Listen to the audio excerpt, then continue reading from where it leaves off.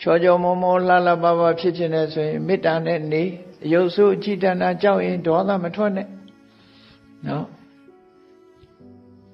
ပညာတတ်ချင်လို့ရှိရင်မေးမြန်းလေ့လာစူးစမ်းဆင်ခြင်ကျမ်းမာခြင်းလို့ရှိရင်ပါဏာတိပါဒကရှောင်းသူများတွေကိုမညှင်းဆဲနဲ့မနှိပ်စက်နဲ့ကျမ်းမာစီးတဲ့ဥစ္စာတွေတိုးပွားခြင်းဒါနကောင်းမှုလုပ်တော့ကိုယ့်ကိုပုံဖော်ကြတာကိုယ့်ကိုပုံဖော်အသိစိတ်မရှိတဲ့မြရန်လေးတောင်မိဘူးလေးပေးပြီးတော့ဖြောင်းအောင်လုပ်တဲ့အခါမှာဖြောင်းသွားမြရန်လေးကဖြောင်းပြီးတော့နေတယ်အဲ့ဒီလိုမြားသမားတွေဟာမြားလုပ်တဲ့လူတွေဟာမြားရန်လေးကိုဖြောင်းအောင်အပူပေးပြီးတော့